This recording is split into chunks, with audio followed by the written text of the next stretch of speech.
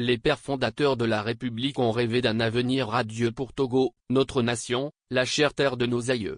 Notre pays dispose à cet effet, de ressources humaines de qualité et des potentialités économiques pour prendre en main son destin et s'inscrire dans la dynamique de l'or de l'humanité. Mais au début du processus démocratique dans les années 90, celui par qui tout le malheur est arrivé au Togo, Gnassingbé Eyadema a cru devoir proférer de menaces sur le pays. Le Togo reculera 100 ans en arrière, avait-il déclaré à l'époque. Simplement parce que les Togolais commençaient à ouvrir les yeux et ne voulaient plus l'aduler aveuglement. Depuis presque 57 ans, le père et le fils ont confisqué le pouvoir d'État, juste pour la jouissance, les privilèges, les prébendes et autres avantages qui vont avec.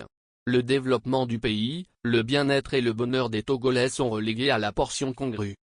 Depuis son avènement au pouvoir il y a 20 ans, le jeune prince n'a fait qu'abreuver les Togolais de catalogues de bonnes intentions. Si les nombreuses promesses et autres engagements qui sont pris depuis 2005, si les monts et merveilles promis ont été tenus, si les multitudes poses de premières pierres et coups de pioche, etc. étaient suivis d'actes, le Togo serait un petit paradis sur terre, une oasis de bonheur dans la région ouest africaine. Mais notre pays est toujours à la traîne. Nous sommes la dernière roue du carrosse, dépassés dans tous les domaines par les pays du voisinage. Aujourd'hui, Accra, Cotonou, Dakar, Abidjan, etc. sont des villes majestueuses en lesquelles tout plaît. Avec des sommes d'immeubles imposants, d'avenues propres, d'échangeurs, de places publiques fleuries. Tout le contraire de Lomé, la prétendue belle qui ressemble à un gros village à côté de ses capitales. Nos dirigeants sont les plus grands voyageurs de tous les temps, mais ils ne copient jamais les belles choses qu'ils admirent dans leurs incessantes pérégrinations.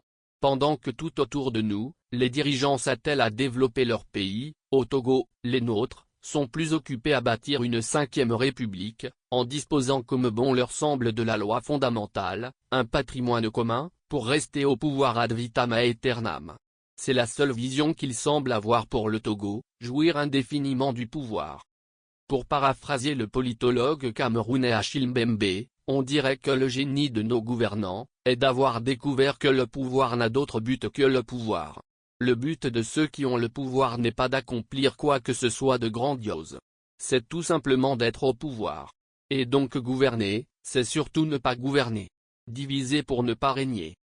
Ceux qui voyagent au Bénin voisin ne tarissent pas d'éloges sur les changements notables dans le pays. Cotonou et les autres principales villes ont changé de look et affichent un beau visage. Signe qu'en seulement 2 mandats, Patrice Talon.